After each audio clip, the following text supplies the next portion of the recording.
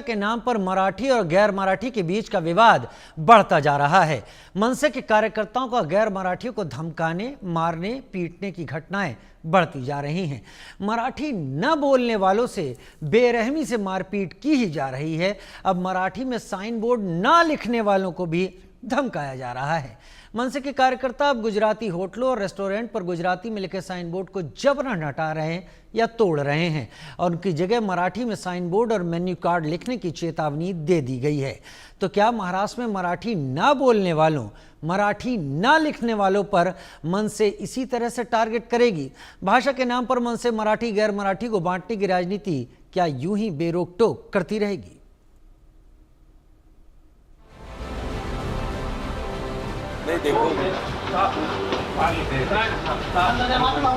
मनसे का उत्पात जारी, गैर मराठियों से गुंडागर्दी।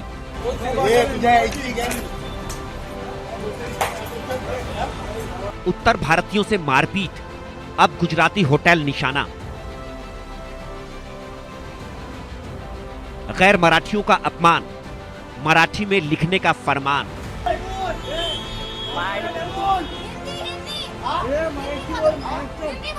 नहीं बोलोगे मराठी तो चलेगी लाठी।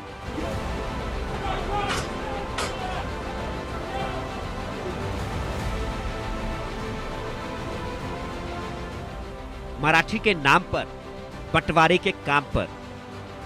पहले इन तस्वीरों को जरा गौर से देखिए। ना तो ये साइन बोर्ड हटाने वाले कर्मचारी हैं, ना ही ये नया साइन बोर्ड लगा ही रहे हैं। ये राज ठाकरे की पार्टी के गुंडे हैं। होटल के साइन बोर्ड पर अपनी बहादुरी दिखा रहे हैं। एक होटल की छत पर गुजराती में लिखे साइन बोर्ड को तोड़ रहा है तो बाकी नीचे खड़े हैं। गुजराती होटल पर लगे गुजराती भाषा में साइन बोर्ड से मराठी भाषा का अपमान हो रहा है। इसलिए ठाकरे के गुंडों ने धमकी दी कि गुजराती होटल पर साइन बोर्ड मराठी भाषा में ही लिखना होगा। ये गुजराती होटल मुंबई अहमदाबाद हाईवे पर है। राज ठाकरे की पार्टी मनसे ने मुंबई अहमदाबाद हाईवे पर मनसे का उत्पात, गुजराती होटल रेस्टोरेंट को बनाया निशाना। गुजराती में लिखे साइन बोर्ड को तोड़कर हटाया। ठाणे पालघर में एक्सप्रेस वे पर कई होटल रेस्टोरेंट, होटलों के बाहर गुजराती में लिखे साइन बोर्ड जबरन हटाए। साइन बोर्ड और मेन्यू कार्ड मराठी में लिखने की चेतावनी। महाराष्ट्र का पालघर जिला गुजरात की सीमा से लगा हुआ है। जाहिर है गुजरातियों की आसानी के लिए होटल और रेस्टोरेंट के साइन बोर्ड गुजराती में लिखे गए, लेकिन मनसे के कार्यकर्ताओं को यह मंजूर नहीं है। मराठी और गैर मराठी मुद्दे पर महाराष्ट्र में माहौल बिगाड़ने की पूरी कोशिश की जा रही है। राज ठाकरे के उकसावे के बाद मनसे कार्यकर्ता खुलेआम उत्पात मचा रहे हैं। मनसे ने गुजराती भाषा में लिखे साइन बोर्ड को हटाने के साथ ही दुकानदारों को सख्त चेतावनी दी है। गुजराती में लिखे साइन बोर्ड दुकानदार खुद हटाएं, मराठी भाषा में लिखे साइन बोर्ड ही लगाएं, नहीं तो एमएनएस साइन बोर्ड हटाने की कार्रवाई करेगा। मनसे ने यहां तक धमकी दी है कि अगर महाराष्ट्र में व्यापार करना है तो मराठी में ही बोर्ड लिखना होगा। उत्तर भारतीयों से गुंडागर्दी, मारपीट, सरेआम जलील करते आ रहे ठाकरे के कार्यकर्ता अब गुजराती साइन बोर्ड के पीछे पड़ गए हैं। आम आदमी तो आम आदमी, मनसे के निशाने पर बीजेपी विधायक भी हैं। बीते सोमवार को मनसे कार्यकर्ताओं ने नवी मुंबई के सीवुड्स में गुजरात बीजेपी विधायक वीरेंद्र सिंह बहादुर सिंह जडेजा के कार्यालय से भी एक गुजराती साइन बोर्ड को जबरन हटवाया। महाराष्ट्र में यह सब हो रहा है राज ठाकरे के भड़काऊ बयान के बाद। अब सवाल है कि महाराष्ट्र घूमने जाने वाले दूसरे राज्यों के पर्यटक जिन्हें मराठी नहीं आती हो, उन्हें कैसे पता चलेगा कि उनके पसंदीदा व्यंजन किस होटल में मिलेंगे? बाहर से आने वाले पर्यटक मुंबई में अपने पारंपरिक खानों को कहां और कैसे खोजेंगे? सवाल सिर्फ भाषा विवाद का नहीं, सवाल संवैधानिक आजादी का है। क्या महाराष्ट्र में कानून का राज चलेगा या ठाकरे परिवार का? Bureau report, India news.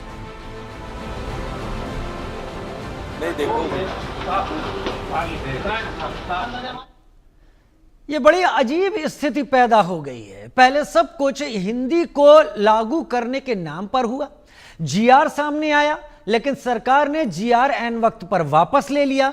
उसके बाद हिंदी बोलने पर मराठी बोलने का प्रेशर दिया गया, लोगों की पिटाई होने लगी, माफी मंगवाई जाने लगी, और माफी में महाराष्ट्र से माफी मंगवाई जाती, बाला साहब ठाकरे से, उद्धव ठाकरे से, राज ठाकरे से। यह सिलसिला तो लगातार चल ही रहा था, लेकिन अब यहां पर हिंदी हट गई है और मराठी, गैर मराठी का स्पष्ट रूप से उल्लेख तब माना जाता है जब गुजराती में लिखे साइन बोर्ड भी तोड़े जाने शुरू कर दिए गए। मेरे साथ तीन खास मेहमान इस वक्त जुड़ रहे हैं। मेरे साथ जुड़ रहे हैं बीजेपी नेता राम कदम जुड़ रहे हैं, बहुत स्वागत है राम कदम सर आपका। मेरे साथ हुसैन दलवाई जुड़ रहे हैं जो कांग्रेस के नेता हैं, और ब्रजमोहन श्रीवास्तव जी जो प्रवक्ता हैं एनसीपी अजित पवार। बहुत स्वागत आप तीनों का, क्योंकि आप तीनों से मैं समझूंगा और मेरे दर्शक भी समझेंगे। सबसे पहले राम कदम जी मैं आपके पास आता हूं, क्योंकि बीजेपी को इसके सेंटर में रखा गया है। आपसे मेरा पहला सवाल यह है कि मराठी और हिंदी को लेकर जो विवाद हुआ है, या वर्तमान जो विवाद है, उसको आप किस तरीके से ले रहे हैं? राज ठाकरे, उद्धव ठाकरे एक होने से देखिए, मुंबई की और महाराष्ट्र की पहली भाषा मराठी है। वैसे पूरे देश भर में हर प्रांत की अपनी एक भाषा होती है। जब आजाद भारत हुआ तो आजाद भारत में जो अलग अलग प्रांत बने, और सारे प्रांत भाषा के आधार पर बने, तो इस कारण इस बात को हमें स्वीकारना होगा कि हर प्रांत की अपनी एक मूल भाषा है, और महाराष्ट्र की मूल भाषा, पहली भाषा जो प्राचीन धरोहर से चलती आई है, वो मराठी है। और जब तक चंद्रमा है, सूरज है, तब तक मराठी रहेगी। पर इसका अर्थ कतई यह नहीं होता कि हम अन्य भाषाओं से घृणा करते हैं। भाषा एक संवाद का माध्यम है। मराठी का हमें अभिमान जरूर है, पर अन्य भाषाओं की घृणा नहीं है। अन्य भाषाओं का भी उतना ही सम्मान करते हैं। जब हम विदेश जाए तो अंग्रेजी बोलना हमें अनिवार्य है, क्योंकि यदि हम संवाद करना चाहते हैं और हम अड़े रहे कि हम इसी भाषा में बोलेंगे तो संवाद नहीं हो पाएगा। वैसे अन्य भाषाओं का इस प्रांत में, इस प्रदेश में सम्मान जरूर है, पर मराठी ये पहली भाषा है, उसका सम्मान सभी को करने की आवश्यकता है। वैसे मैं किसी अन्य प्रांत में जाऊं तो उस अन्य प्रांत की जो पहली भाषा है उसका सम्मान होगा। पर दुर्भाग्य है कि जो राजनीतिक दल पूरी तरह से तितर बितर हो चुके हैं, विधानसभा चुनाव में लोगों ने उनको नकारा है, अब चुनावी मैदान में देख रहे हैं कि इस मुद्दे को लेकर कई अधिक वोट हासिल कर पाए। इसके लिए ये चुनाव की लड़ाई है, कोई मराठी भाषा की लड़ाई नहीं है। तो मराठी के नाम पे मारपीट नहीं हो रही है। वो आने वाले चुनाव को लेकर अपनी मैदान में अपने कितने लोग बचे हैं, शेष है, वो देखने के लिए सब कुछ चल। नहीं, चुनाव को तो देखा ही जाएगा राम कदम जी, लेकिन हो तो चीजें लगातार रही हैं ना। यहां पर सरकार की भी तो बात आती है। लेकिन मुझे ये बताइए, क्या आपको लगता है हिंदी तीसरी भाषा महाराष्ट्र में होनी चाहिए त्रिभाषा फॉर्मूले के तहत? देखिए, कौन सी भाषा दूसरी हो और कौन सी भाषा तीसरी हो, क्या वो बाल्य को या उसके माता पिता को चुनने का, चयन करने का अधिकार हो या ना हो? हर बालक तय करे, उसके माता पिता तय करें। किसी बच्चे को लगा मैं संस्कृत सीखूं, क्यों रोके हम उसे? तो इसलिए तीसरी भाषा कौन सी हो, यह अधिकार उस बच्चे के माता पिता का है। ठीक है, मैं हुसैन दलवाई साहब मेरे साथ इस वक्त जुड़े हुए हैं, कांग्रेस के नेता हैं। हुसैन दलवाई साहब, मारपीट, तोड़फोड़ बेरोक टोक जारी है, और मैं तो यहां तक कहता हूं, राम कदम साहब साथ में ही हैं, जो देवेंद्र फडणवीस ने कड़ी कार्रवाई का भरोसा दिया था वो तो अब तक फुस है। ये ऐसा है कि ये मामला वाद विवाद चालू कैसा हुआ मैं बताता हूँ। ये जो सरकार ने गलत फार्मूला लाया था 3 भाषा का, पहली से 3 भाषा सिखाने का जो उनका हट है, ये तो बिल्कुल गलत बात थी। बच्चों को कितने भाषा एट अ टाइम सिखाएंगे उसका कुछ, ये अभी नरेंद्र जाधव साहब को उन्होंने कमेटी का चेयरमैन किया है, उनका भी आज स्टेटमेंट आया है कि ऐसी इस तरह से कोई कौन से भी देश में इस तरह से पहली से कहा भी 3 भाषा नहीं सिखाई जाती। महाराष्ट्र में हिंदी को विरोध बिल्कुल नहीं है। 5वीं से हम लोग भी सीखे हैं, 5वीं से हिंदी सिखाई जाती है यहाँ महाराष्ट्र में।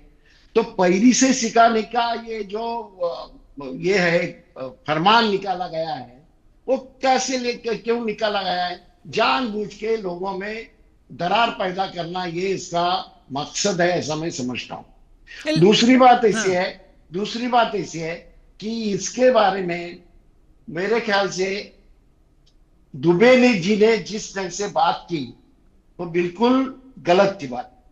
ऐसा महाराष्ट्र में मराठी तो चलेगी ना, मराठी में बोलना चाहिए, उसमें गलत बात क्या है? दुकान के ऊपर मराठी में बोर्ड होना क्या गलत बात है क्या? होने चाहिए।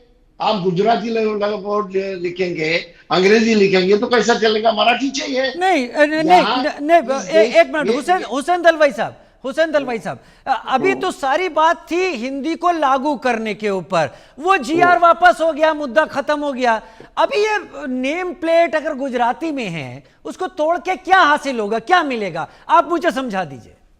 ऐसा ये देखिए, अभी तक ये साफ बात नहीं, अभी जीआर पीछे लिया गया है, लेकिन मुख्यमंत्री जी बार बार कहते हैं 3 लैंग्वेज फार्मूला चालू रहेगा। एक तो ये गलत बात है। एक तो अंग्रेजी अभी हमारे इधर पहले से सिखाई जाती है, वो ठीक ढंग से क्यों सिखाना चाहिए? क्योंकि लोग आजकल बच्चे इंग्लिश मीडियम में अपने माँ बाप बच्चों को इंग्लिश मीडियम में डालते हैं। मराठी मीडियम में सीखना चाहिए क्योंकि मातृभाषा में ही शिक्षा अच्छी होती है। लेकिन इंटरनेशनल लैंग्वेज इंग्लिश होने की वजह से इंग्लिश ठीक ढंग से अगर सिखाई गई तो इंग्लिश मीडियम की स्कूल तो ठीक है। मैं आपसे मेरे पास सवाल है, आप अपना तर्क दे रहे हैं, ये तो त्रिभाषा फार्मूला नई शिक्षा नीति का है और पूरे देश पर लागू है, लेकिन मैं ऐतराज को आपको लेके आऊंगा कि इसमें उद्धव जी ने क्या किया था। खैर, ब्रजमोहन श्रीवास्तव मेरे साथ, प्रवक्ता एनसीपी अजित पवार इस वक्त जुड़े हुए हैं। ब्रजमोहन भाई, कई चीजें यहां पर दिखती हैं, ये जो भी कार्यकर्ता कर रहे हैं, मैं वही हुसैन दलवाई का सवाल आप तक लाऊंगा। ये सब जीआर तक था, जीआर वापस हो गया, चीज खत्म हो जानी चाहिए थी, सब कुछ उसी हिसाब से वापस आ गया था। अब ये गुजराती के बोर्ड भी तोड़े जाएंगे, गुजराती में बात भी, मतलब जो देश का एक गुलदस्ता है अलग अलग भाषाओं का, वो नहीं रहने देंगे क्या ब्रजमोहन जी?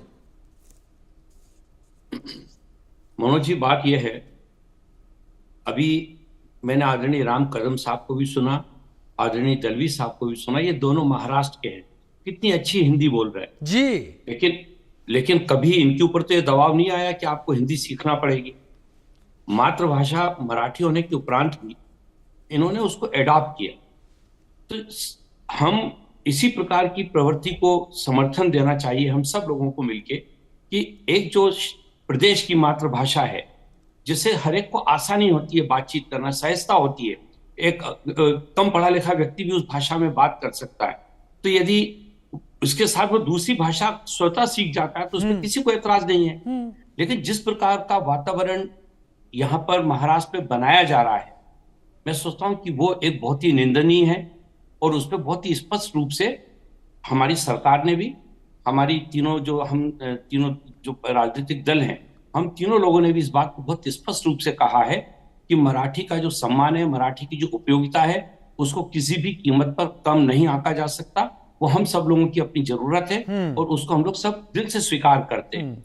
लेकिन एक बड़ी स्थिति यहाँ पर यह है कि आदरणीय दलवी साहब ने अपनी बात तो सारी कह ली, लेकिन अभी तक उन्होंने उस शिवसेना के साथ, आदरणीय उद्धव ठाकरे के साथ तो समझौता इनकी पार्टी का है, अभी तक ये नहीं बता पा रहे हैं, ये इन्होंने अभी तक कंडेम नहीं किया है आदरणीय उद्धव ठाकरे के इस कृत्य को सार्वजनिक रूप से, जिसमें ये कहें कि नहीं ये काम इनको नहीं करना चाहिए। ये दो तरफा काम नहीं चल सकता। कांग्रेस को भी वहां पर स्पष्ट रूप से सामने आना पड़ेगा, अपनी बात को कहना पड़ेगा। राष्ट्रवादी कांग्रेस पार्टी पूरी तौर से इस बात के साथ है कि वहां की जो भाषा है वो हमारे लिए सबसे महत्वपूर्ण है। लेकिन इसका तात्पर्य नहीं है कि हम किसी भी भाषा की अनदेखी करते हैं या किसी भी भाषा को हम इंफीरियर मानते हैं। हमारे लिए देश की सारी भाषाओं का वही सम्मान है जो किसी एक भाषा के लिए है। तो और इसको लेकर अभी हम लोगों ने एक नया प्रयोग भी किया है। पुणे में राष्ट्रवादी कांग्रेस पार्टी के साथियों ने एक बुकलेट जारी की है जिसमें कि हम लोगों को मराठी सिखाने की बात बहुत बेहतर। जो लोग जो हिंदी बोलते हैं, जिनको मराठी उतनी नहीं आती, हम उनके साथ मारपीट पे विश्वास नहीं करते, हम उनको धमकाने में विश्वास नहीं करते।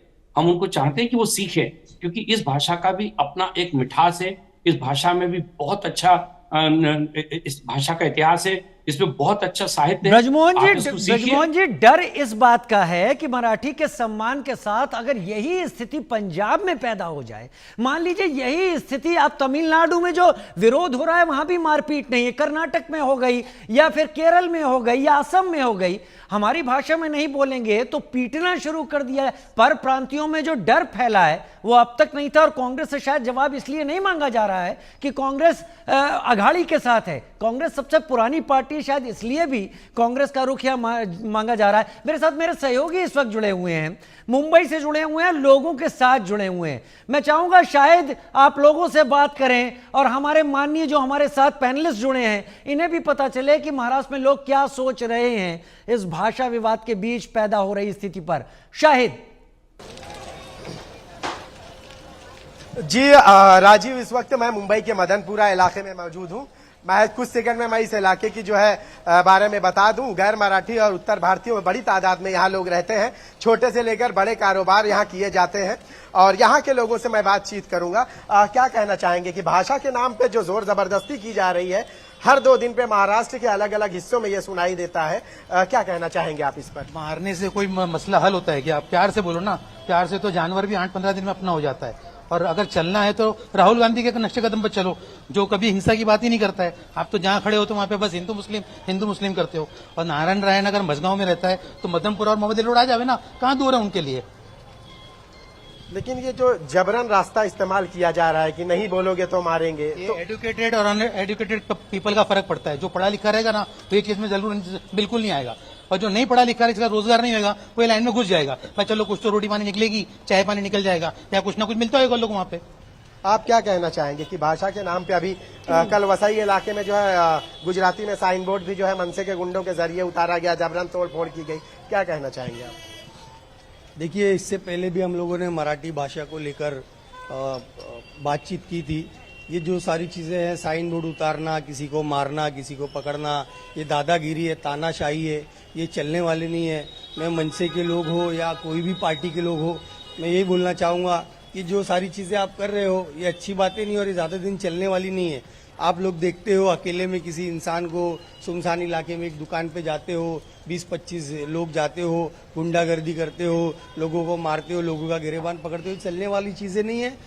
और इससे महाराष्ट्र का नुकसान होने वाला है, महाराष्ट्र की जनता का नुकसान होने वाला है। देखिए, जो उत्तर भारतीय और बिहारी है, जो भी बाहर से आते नॉन महाराष्ट्रन है, वो यहाँ पे इस तरह जैसे कि महाराष्ट्र एक दूध का प्याला है, तो उत्तर भारतीय और जो बाहर के लोग हैं नॉन महाराष्ट्र उसमें शक्कर का काम करते हैं। तो इसमें क्या मिठासी आने वाली है। और हमारा जो पूरा इकोनॉमी सर्कल है, आप देखोगे खरीद फरोख्त, इंपोर्ट एक्सपोर्ट जो महाराष्ट्र से इंडिया के अंदर हो रहा है और दूसरे स्टेट्स में आता है। अब देखो ज्यादातर राजस्थान, गुजरात, यूपी, कर्नाटक, यहीं से लोग आ रहे जा रहे लेने के लिए ना। तो आप पहली चीज तो इकोनॉमी को भी डैमेज कर रहे हो, दूसरी चीज ये है कि जो आप कर रहे हो वो बहुत गलत है। मैं एक बात पूछना चाहता हूँ, हम लोग कहाँ रह रहे हैं? बॉम्बे में रह रहे हैं, राइट? बॉम्बे कहाँ आता है? महाराष्ट्र में। महाराष्ट्र कहाँ आता है? इंडिया में आता है, भारत में आता है, हिंदुस्तान में आता है। तो पहले हम लोग भारतीय है, बाद में महाराष्ट्र है। ये चीज सबको समझनी पड़ेगी। या तो राज ठाकरे या नीतीश राणे या जितने भी लोग हैं, ये सारी चीजें शायद इनसे पूछिए क्यों नहीं समझना चाहते राज ठाकरे की हम सब पहले भारतीय हैं, और इनके अंदर इतना ही गुद्दा है। वजह क्या है? वजह क्या है कि ये जो लोग है, जैसा आपने कहा है ना कि हम पहले भारतीय हैं, बाद में राज्य को आपने अहमियत दी है, तो ये सारे लोग क्यों नहीं समझ पाते इन चीजों को लेकर? अरे मेरी नेशनलिटी है, मेरी बर्थ सर्टिफिकेट पे, मेरा प्लेस ऑफ बर्थ मुंबई है। उनपे भी है, लेकिन ये समझ क्यों नहीं पा रहे ये लोग? मेरा प्लेस ऑफ बर्थ मुंबई है, लेकिन मेरी नेशनलिटी तो इंडियन है ना भाई। मेरे पास पासपोर्ट किधर का है? इंडिया का है ना, इंडियन गवर्नमेंट में। किधर भी जाऊंगा मैं हिंदुस्तान के नाम से पहचाना जाऊंगा, मेरे वतन के नाम से, रादर देन मेरे मतलब मैं शहर का नाम आएगा वो सेकेंडरी, लेकिन पहले मैं इंडियन हूँ। तो यहाँ की हिंदुस्तान में जितने भी लोग रह रहे हैं ना, सब एक बराबर है और हम सबको एक दूसरे का दर्द होना चाहिए। चाहे जुल्म किसी पे भी हो, जुल्म होता है और उसके खिलाफ जब जब मौका लगेगा इंशाल्लाह हम लोग उस पर बोलेंगे और जो भी उसके लिए करना पड़ेगा जुल्म को रोकने के लिए करेंगे। आप क्या कहना चाहेंगे कि भाई सब तो भारतीय हैं, ये बात जो है ना तो नीतीश राणे समझ रहे हैं और ना मनसे के जो ये गुंडे जो रोज तोड़ फोड़ करते हैं वो कब समझेंगे? ये जैसे कि वो अंकल ने बोला कि पढ़े लिखे और अनपढ़ के बीच का ये फर्क होता है। भाषा जो है ना सिर्फ एक way of talking, way of barrier है, लोगों के बात करने का एक तरीका होता है।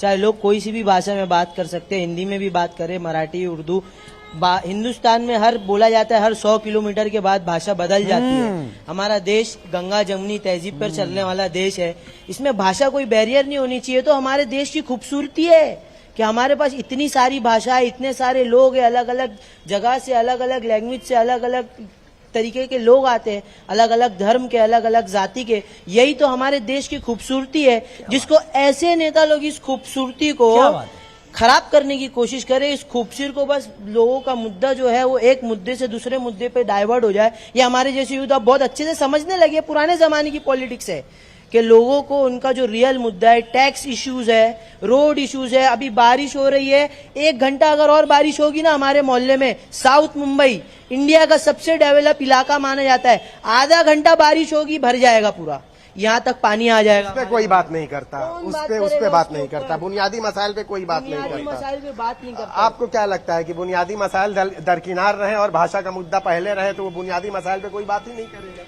देखिए, बात तो ये है कि आज की जो पॉलिटिक्स है वो अभी चुनाव आने वाले हैं तो लोग अपना एजेंडा कैसे उछाले।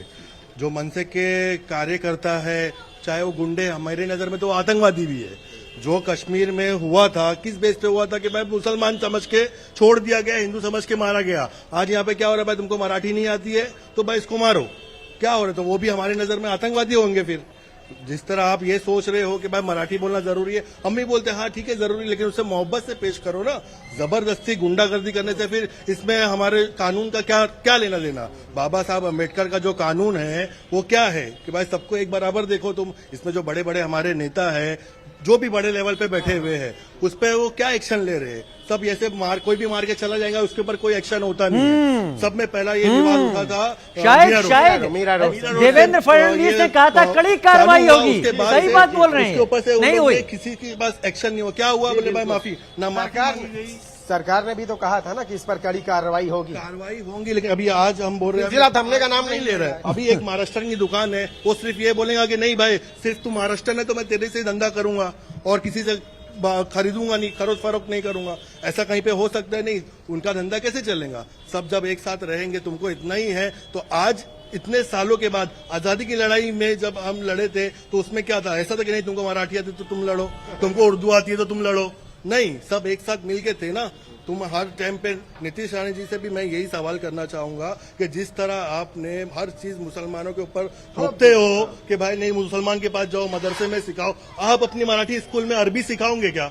मेरा भी ये सवाल है नीतीश राणे से कि आप ये सवाल आप करो ना, आप अरबी भी सिखाओ, आप मराठी भी सिखाओ, आप और भी भाषा उर्दू भी सिखाओ, उर्दू भी सिखाओ। क्यों नहीं आप उर्दू को? आपको नहीं लगता कि जो ये भाषा का जो विवाद है, इसकी वजह से भाषा का विवाद जितना फल फूल रहा है इस दौरान जो है, इसकी वजह से जो है हमारे बुनियादी मसाइल, जो बुनियादी मुद्दे हैं वो तो शायद दरकिनार हो गए हैं, वो कहीं गुम हो गए हैं इस सियासत में?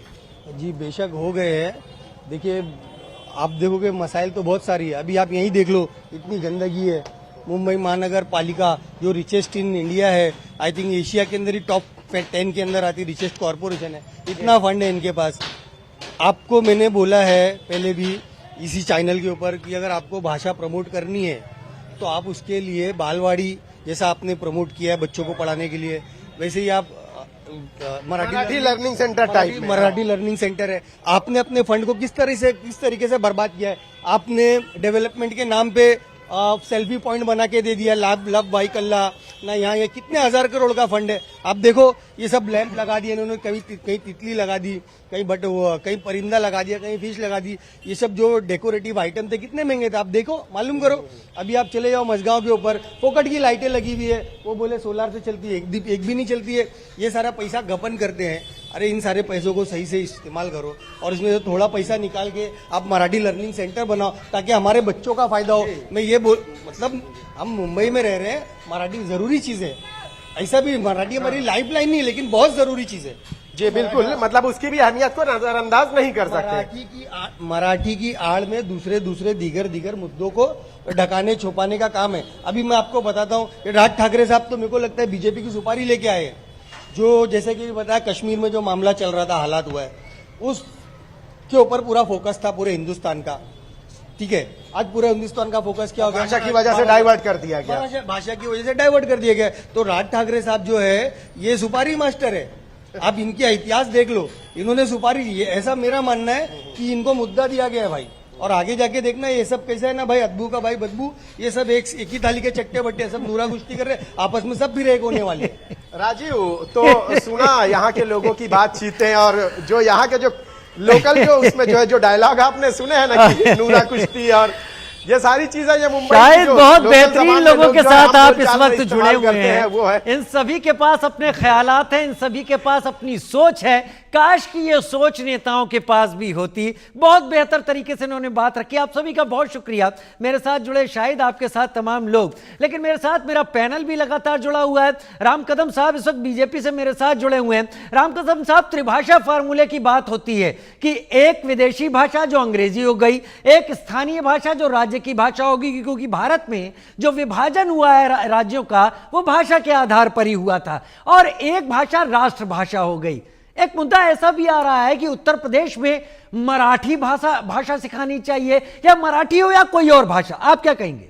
उद्धव ठाकरे होने से मराठी व्यक्ति का कुछ फायदा होगा क्या? देखिए, पूरे देश में तीसरी भाषा कौन सी हो, यह अधिकार उस सीखने वाले का होगा, क्या सरकारों का होगा?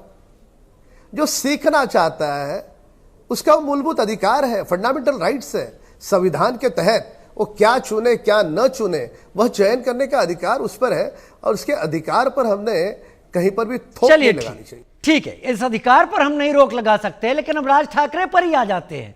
उद्धव ठाकरे तो अलग हैं, लेकिन राज ठाकरे तो मारपीट की ही बात कर रहे हैं ना। उनकी पार्टी के निशाने पे अगर बीजेपी से आप या नीतीश राणे आरोप लगा रहे हैं तो हिंदू ही हैं। इस पर आपका भी रुख यही है। अभी बताइए, इस पर आप क्या कहते हैं?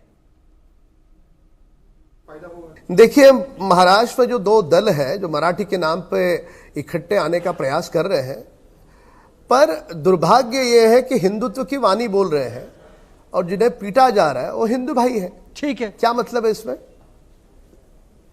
तो इसलिए यह साफ दिखता है कि नाम मराठी का है, पर लड़ाई मुंबई महानगर पालिका की। चलिए, आपने इशारा साफ कर दिया। ये लड़ाई बीएमसी की है, मुंबई महानगर पालिका की है, 75,000 करोड़ के बजट की है। हुसैन दलवाई मेरे साथ, कांग्रेस नेता लगातार जुड़े हुए हैं, वो भी मेरे साथ हैं। हुसैन भाई, एक बहुत पुरानी कहावत है, कोस कोस पर बदले बानी, 4 कोस पर पानी। ये हमारे देश का एक कहावत है कि कितनी जल्दी हमारे यहाँ भाषाएं बदलती रहती हैं। लेकिन अगर मैं गलत नहीं हूं तो जब उद्धव ठाकरे मुख्यमंत्री थे तो त्रिभाषा फार्मूले पर यही प्रोसेस उन्होंने मंजूर किया था, तब सही और अब गलत। ये क्या हुआ हुसैन भाई? ऐसा ये देखिए, बार बार मैं कहता हूं कि 5वीं से यहाँ हिंदी सिखाई जाती है। 3 लैंग्वेज फार्मूला यहाँ एक्सेप्ट किया गया है। मामला ऐसा है कि पहली से सारे लोग ये बोल रहे हैं कि एजुकेशन जो लोग हैं उसमें तज्ञ लोग हैं, उन्होंने भी ये कहा है कि बच्चों के ऊपर इतनी 3 भाषा थामने का काम मत करो। इतना ही मामला है। ऐसा राज ठाकरे जी जिस तरह से हिंसा कर रहे हैं, मैं बिल्कुल उसके विरोध में हूँ। लेकिन राज ठाकरे तो गांधी जी को मानने वाले नहीं है, वो क्या गौतम बुद्ध को मानने वाले ना? नहीं है। अरे वाह, हुसैन भाई नहीं, आप अपना जवाब पूरा कीजिएगा।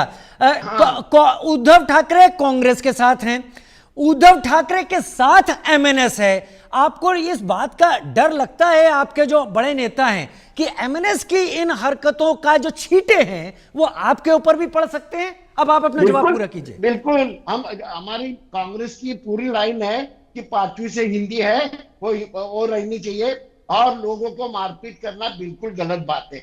लोगों को समझाइए, अगर गुजराती बोर्ड है तो मराठी भी बोर्ड लिखिए, अंग्रेजी में है तो मराठी में भी लिखिए। दूसरी एक बात मैं कहूंगा, जो डॉक्टर राम मनोहर लोहिया जी ने की थी, ये सब लैंग्वेज फार्मूले की बात आई, तो उन्होंने ये कहा था यहाँ हिंदी या और जगह दूसरी भारतीय लैंग्वेज क्यों नहीं सिखाई जाती? ये भी महत्व की बात है। ये देश एक है ना, तो मराठी यूपी में बिहार में क्यों नहीं सिखाई जाती? ये अगर कोई बोलेगा तो गलत बात है, ऐसा मैं नहीं समझता। लेकिन थामना, जो जबरदस्ती से उनके ऊपर ये करना और जानबूझ के लोगों को मारपीट करना, उसका मैं निषेध करता हूं। बिल्कुल गलत बात है। ये देश गांधी जी का देश है, ये न कोई सावरकर का या आरएसएस का नहीं। यहाँ अहिंसा ये अहिंसा के आंदोलन चलने चाहिए। इस तरह से हिंसा करना, आतंकवाद का फैलाना बिल्कुल गलत बात है। नहीं, आप जो कह रहे हैं ठीक है, आप निषेध करते हैं, लेकिन जो लोग अभी हमारे साथ जुड़े थे उन्होंने भी कहा कि मारने से कोई मसला हल होता है क्या? ये क्या बात हुई, किस तरीके की बात हुई? खैर, मेरे साथ ब्रजमोहन सर भी इस वक्त जुड़े हुए हैं, ब्रजमोहन श्रीवास्तव इस वक्त जुड़े हुए हैं। ब्रजमोहन सर, अब पूरा एक राजनीतिक सवाल मैं आपके सामने सीधा रख देता हूं।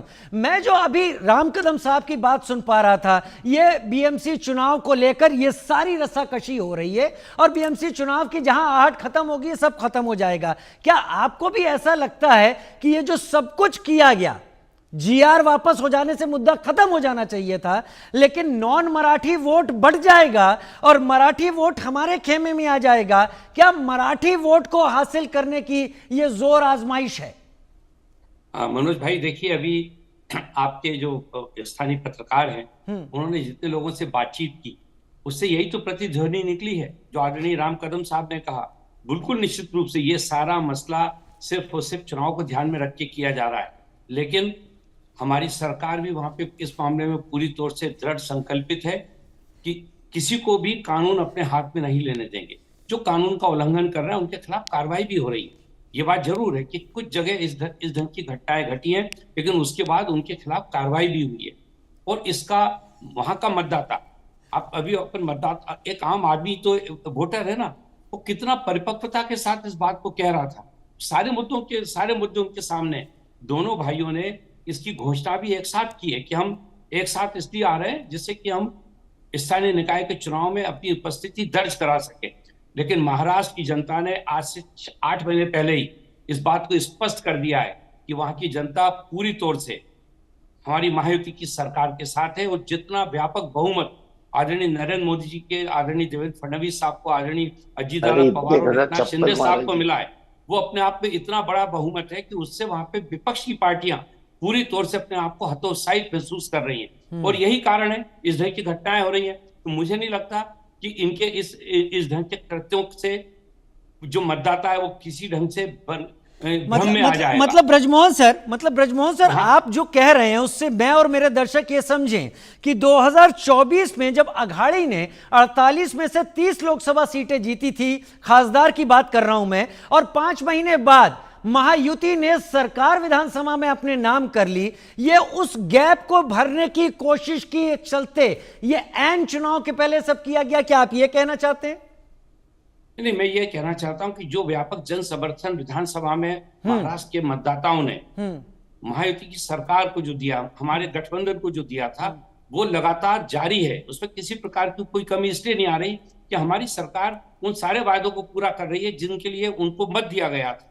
तो इस बात को विपक्षी नेता समझ रहे हैं, विपक्षी पार्टियां समझ रही हैं कि उनका महाराष्ट्र की राजनीति में पूरी तौर से उनका वजूद खत्म हो रहा है। उस वजूद को बचाने की लड़ाई है। तो मुझे नहीं लगता कि महाराष्ट्र की जनता उनके इस कृत्यों से प्रभावित होगी या इसके कारण कोई उनको समर्थन मिलने लगेगा। आप पाएंगे कि आने वाले स्थानीय निकाय के चुनाव में, चाहे वो बीएमसी का हो, चाहे दूसरे जिलों में जो चुनाव होने वाला है, वहां महायुति के ही प्रत्याशी अधिकतम संख्या में जीतेंगे और जनता की लगातार सेवा करें। मतलब चुनाव होने के साथ ये सारा मसला खत्म हो जाएगा?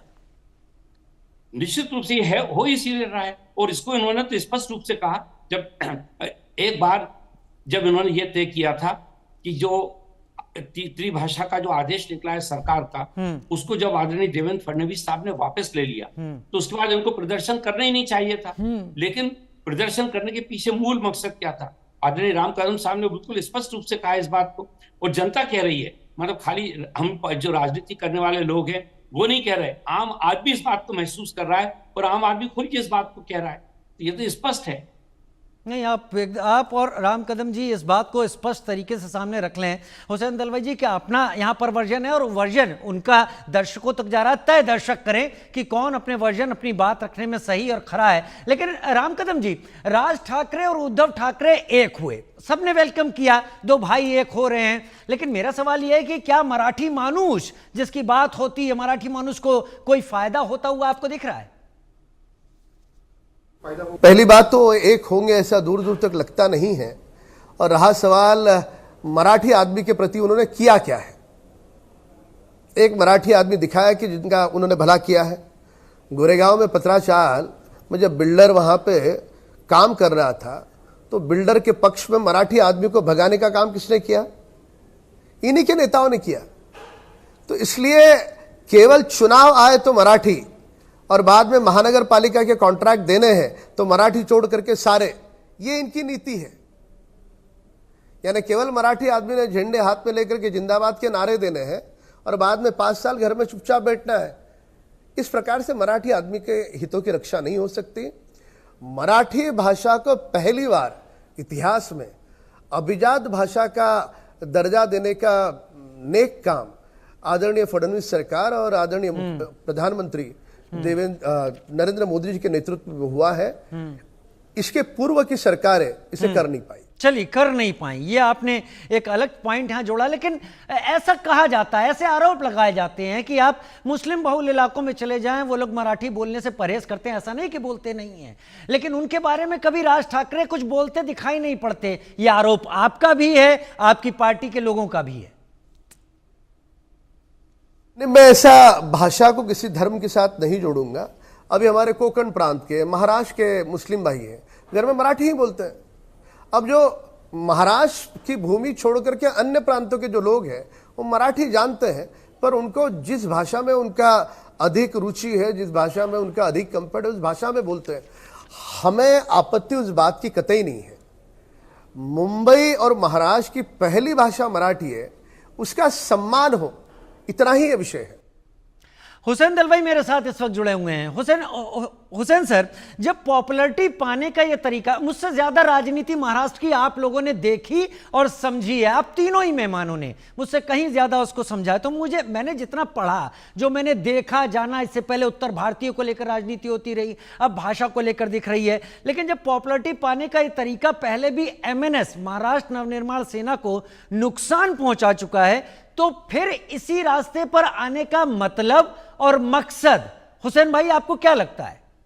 नहीं, ये महापालिका का इलेक्शन ये सबसे मैं ऐसा मैं समझता हूँ।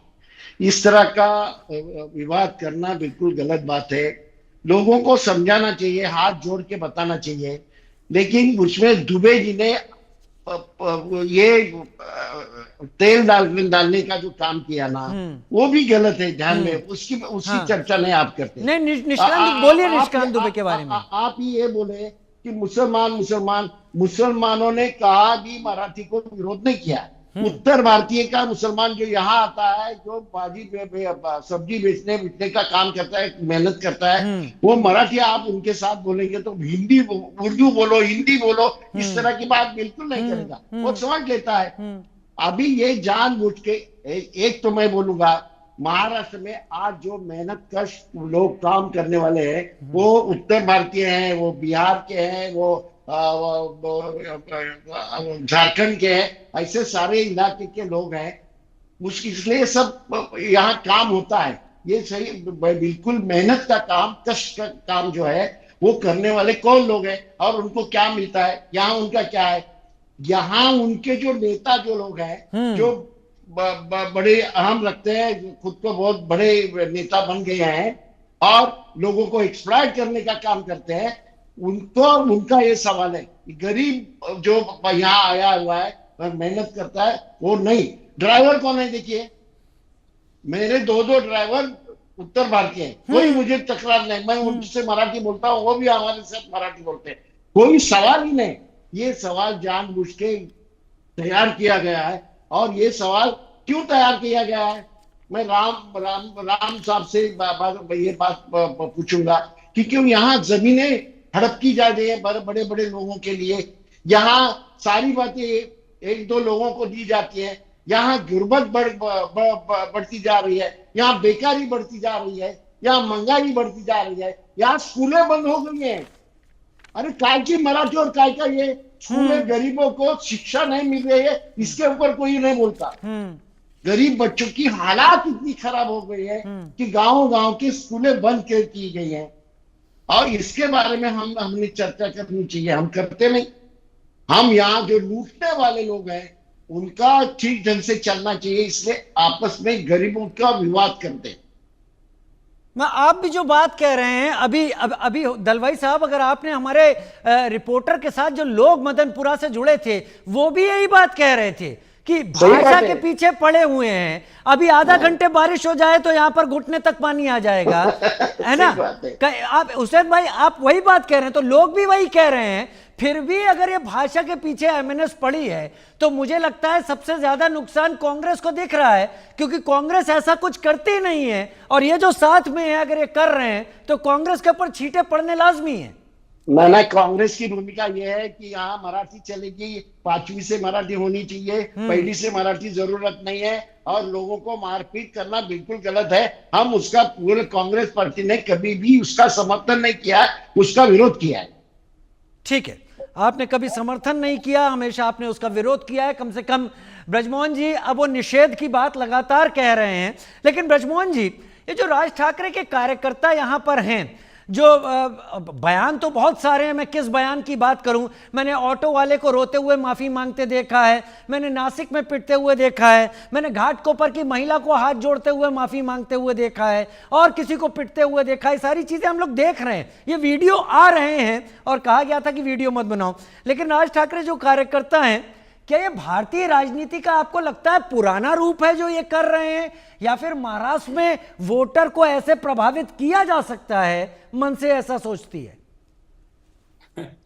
मनोज भाई, ये इन लोगों के फ्रस्ट्रेशन का आउटकम है। ये फ्रस्ट्रेशन है राजनीति, और ये इसलिए फ्रस्ट्रेशन है राजनीति का कि महाराष्ट्र की जनता ने मन बना रखा है कि उनको आगे क्या करना, ये उस बात को समझ गए। तो कुछ दौर की बात है ये।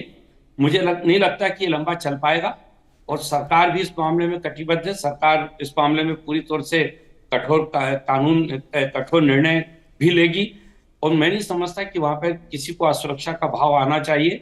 शासन उसके साथ शासन खड़ा हुआ है, और किसी को भी वहां पे कानून तोड़ने की या कानून की अनदेखी करने की छूट नहीं है। तो जो लोग कानून के अंतर्गत काम कर रहे हैं उनको वहां पे पूरी स्वतंत्रता है, उनको पूरा संरक्षण है। जो कुछ चुनिंदा लोग जो हैं जो कर रहे हैं, इनके खिलाफ कार्रवाई भी हो रही है, और उनको रोकने का भी पूरा प्रयास हो रहा है। तो मुझे नहीं लगता कि इसका कोई भी असर महाराष्ट्र के जनजीवन पर पड़ेगा। इनके ये कृत्य जो है चलते थोड़े बहुत चल रहे हैं, इसका भी पर्दाफाश आने वाले दिनों में हो जाएगा। इसका भी पर्दाफाश हो जाएगा। मैं राम कदम साहब से ही पूछ लेता हूं। ब्रजमोहन जी आपके ठीक बात। राम कदम साहब, मारपीट करने वालों पर आपकी सरकार सख्त कार्रवाई करती होगी, वो बात अलग है, लेकिन वो दिख क्यों नहीं रहा? ऐसा आरोप आप पर लगाया जा रहा है, इसलिए मारपीट की घटना बार बार हो रही है। हम आज बात कर रहे हैं, क्या पता कल फिर हो जाए। यह पूर्णतः असत्य है। कानून जो भी हाथ में लेगा, वो कौन से दल का है, नेता है, अभिनेता है, छोटा है, बड़ा है, ये देखा नहीं जाता। उस पर कार्रवाई होती है, और हमारी सरकार उस पर धड़ल्ले से कार्रवाई कर रही है।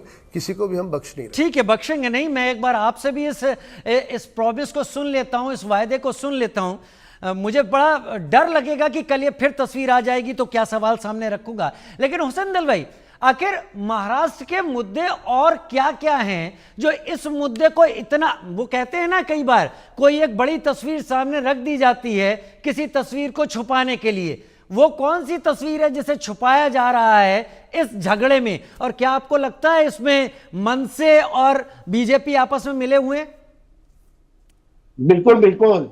एक बात ध्यान में रखिए, अभी मुंबई में महाराष्ट्र के तो बहुत सारे सवाल हैं। किसानों का बहुत बड़ा सवाल है, एजुकेशन का बहुत बड़ा सवाल है, लेकिन मुंबई का सबर्बन रेलवे का इतना पेचीदा सवाल बन गया है। हमारी महिलाएं बहनें आज बड़े पैमाने पे काम पे जाती हैं, इनको एक ही कंपार्टमेंट रखा गया है सालों से, उनको अंदर जाने मिलता नहीं। यहाँ बसेस आजकल दिखाई देती नहीं, मुंबई में बड़े पैमाने पे बसेस दिखाई देती थी, आजकल बसेस में यातायात करने का इतना बड़ा प्रॉब्लम है। ये नंबर 1। नंबर 2, यहाँ हाउसिंग का जो लूट हो रही है, गरीबों की बस्तियां उजाड़ी जा रही है, और कुछ लोगों को सारी बस्तियां ऐसी देके वहां के लोगों को भगाने का काम हो रहा है। उसके बारे में कोई नहीं बोलता है, ध्यान में रखिए। और जानबूझ के इस तरह के सवाल पैदा करके गरीबों के खिलाफ की राजनीति पूरी तरह से चलती है। देखिए, मुसलमान यहाँ आया है, मुसलमान क्या नया मुसलमान क्या, हम यहाँ के खानदानी मुसलमान है, उनके खिलाफ ये टिम्पॉट कोई भी मंत्री उठता है, कुछ भी बोलता है, उसको क्यों नहीं रोका जाता? रोका नहीं जाता, क्योंकि उनको यही चाहिए ना, लोगों में दरार पैदा करके अपनी रोटी सेकने का काम भाजपा कर रही है, और इसलिए सब हो रहा है। और एक तरह से ऐसे कुछ लोगों को हाथ में पकड़ के यही धंधा चला है, उनका धंधा। आप इस बात पर तो मेरा समर्थन कर रहे हैं कि बीजेपी और मनसे इसमें मिले हुए हैं, लेकिन मनसे तो उद्धव के साथ भी मिली हुई है। वो आपके साथ धोखा कर रही है कि बीजेपी के साथ? तय हो जाएगा किसके साथ है। ऐसा है कि उद्धव जी ने ये इस तरह का समर्थन नहीं किया है, ध्यान में रखिए।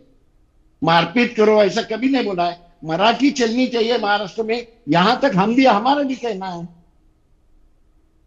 ब्रजमोहन जी, हुसैन दलवाई जी का जो जवाब है, वो जवाब आपके गले उतर रहा है? आप समझ पा रहे हैं कि उद्धव जी ने समर्थन नहीं दिया है इन बातों के लिए? मैंने कहा ना कि ये जितने विपक्षी राजनीतिक दल हैं, इन सबों को ये तय नहीं कर पा रहे कि इनको जो महाराष्ट्र की जनता ने महायुति की सरकार बनाने में जो जिस ढंग से व्यापक जन समर्थन दिया है, उसके बाद इन लोगों को क्या करना चाहिए।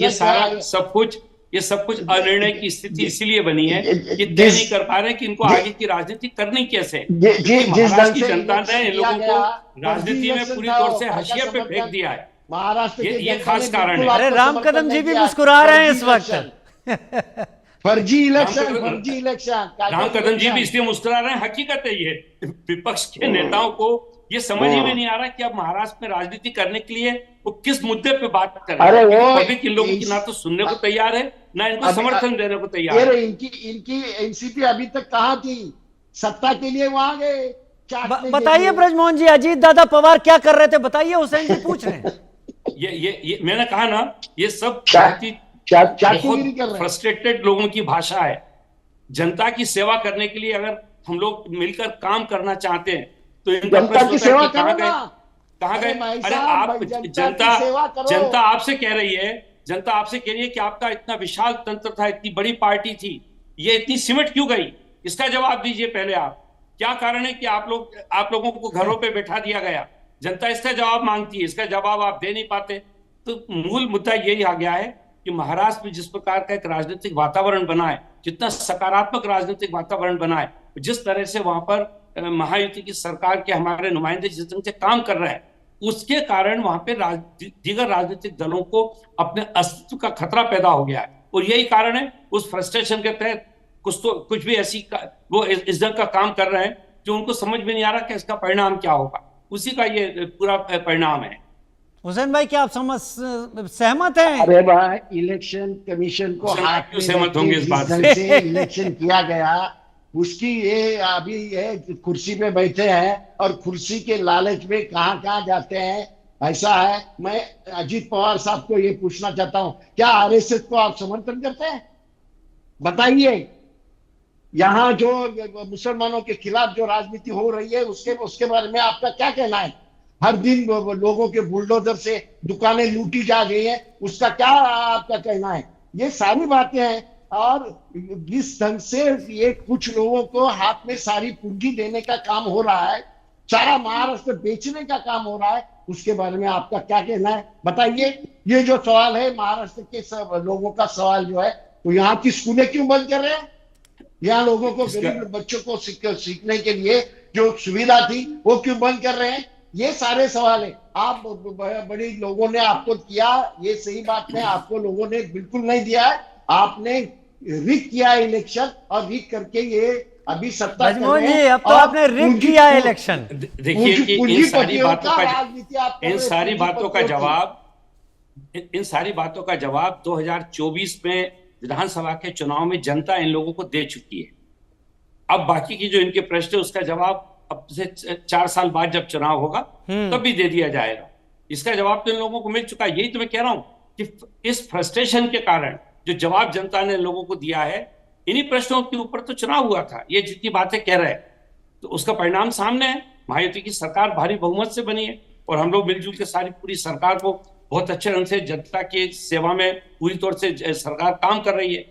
यही कारण है और जितने इनके दूसरे जो प्रश्न आएंगे जनता उसका 5 साल बाद चलिए उनको ठीक है, फिर से जवाब ठीक देगी। है। जो हुसैन दलवाई साहब ने इतने सवाल उठाए, उसका एक सवाल राम कदम साहब मेरे साथ जुड़े हुए हैं। राम कदम साहब, हुसैन दलवाई को आपने सुना, मैं सीधा सवाल पूछता हूं, नितेश राणे ने जो बयान दिया भड़काऊ बयान की कैटेगरी में आता है, क्या आप नितेश राणे के बयान से सहमत हैं? नहीं, हमारे दल का हो या कोई और दल का हो, लोगों को भड़काने वाले बयानों से सभी दलों ने बचना चाहिए, सभी नेताओं ने बचना चाहिए। मतलब इशारा मैं समझ गया कि आप उस बयान को लेकर क्या अपनी बात सामने रख रहे हैं। हुसैन दलवाई, समझ तो बीजेपी भी रही है और समझ मेरे ख्याल से मनसे भी रही होगी, हालांकि मनसे की तरफ से कोई प्रतिक्रिया अब तक नहीं है। राम कदम साहब ने कह दिया कि सबको बचना चाहिए, ये इन चीजों से वो इतना सीमित बयान दे पाए। हुसैन दलवाई, नहीं, सही बात है, इस तरह से मारपीट करना बिल्कुल गलत बात है। किसको मारपीट करते हैं आप? अदानी अंबानी को मारपीट कर सकते हैं जो लूट रहा है महाराष्ट्र को। अब वो छोड़िए, मैं तो यही पूछता हूं कि किसी भी बड़े सेलिब्रिटी के साथ क्या मनसे कार्यकर्ता ऐसा कुछ कर पाए? ना, बिल्कुल नहीं। देखिए ना, अरे महाराष्ट्र लूटता कौन है? ये गरीब लोग लूटते हैं क्या? मेहनत करने वाले लोग लूटते हैं क्या? वो बेचारे मेहनत कर रहे हैं, महाराष्ट्र को सब कुछ दे रहे हैं। उनको मराठी बोलो, अरे सिखाओ ना मराठी उनको, वो सीखने के लिए तैयार है, कोई सवाल नहीं है। मराठी सिखाएंगे, लेकिन तस्वीरें तो वही आ रही हैं कि बोर्ड टूट रहे हैं, वो भी गुजराती में, बात हिंदी से शुरू हुई थी। ब्रजमोहन जी, फाइनल कमेंट में आपका यहां पर ले लेता हूं, ये और आगे बढ़ता आप देखते हैं जब तक वोटिंग नहीं हो जाती, या आपको लगता है कि अब ये जितना है उतना ही रहेगा? देखिए, ज्यादा छिटपुट घटनाएं हो सकता होती रहे, लेकिन शासन पूरी तौर से कृत संकल्पित है इस प्रकार की घटनाओं को रोकने के लिए। कोई भी व्यक्ति यदि कानून को अपने हाथ में लेगा तो सरकारी विभाग, पुलिस और बाकी के लोग उनके खिलाफ कार्रवाई भी कर रहे हैं और रोका भी जा रहा है। तो मुझे नहीं लगता कि इसमें बहुत ज्यादा कोई इंटेंसिफाई होगा या इसका कोई विस्तार होगा। लेकिन कहीं अगर छिटपुट घटनाएं होती भी हैं तो तत्काल पुलिस स्टेशन पे आप इसकी शिकायत करिए। वहां पर बिल्कुल स्पष्ट निर्देश हैं आदरणीय मुख्यमंत्री जी के कि किसी को भी इस मामले में बख्शा ना जाए, चाहे वो व्यक्ति कोई भी क्यों ना हो। आप बात एकदम सही कह रहे हैं। मेरा सवाल अब यही है, छोटा सा जवाब दे दीजिए, कि जब किसी को बख्शा नहीं जाएगा फिर इनकी हिम्मत कहां से हो रही है हर दिन एक तस्वीरें सामने रखने की? देखिए, मैंने कहा ना कि कहीं अगर कोई छोटी मोटी कोई घटना अगर होती है, बहुत बड़ा विशाल महाराष्ट्र है, कहीं यदि कोई ऐसी घटना हो भी रही है तो उसके खिलाफ तत्काल कार्रवाई भी हो रही है। किसी को भी अगर शिकायत पहुंच रही है तो किसी को छोड़ा नहीं जा रहा, और उसको ये नहीं देखा जा रहा कि किससे जुड़ा हुआ और किससे नहीं जुड़ा, चाहे वो व्यक्ति किसी भी दल का हो, किसी भी नेता से जुड़ा हुआ है, चाहे वो कितना भी उसका नाम क्यों ना हो, लेकिन अगर उसके खिलाफ कोई शिकायत मिलेगी तो कार्रवाई हो रही। ठीक है। ब्रजमोहन श्रीवास्तव जी, प्रवक्ता एनसीपी अजित पवार, हुसैन दलवाई कांग्रेस नेता, और राम कदम सर, आप तीनों का समय निकालने के लिए, चर्चा में शामिल होने के लिए बहुत बहुत धन्यवाद। एक छोटा सा ब्रेक, जल्द हाजिर होते हैं।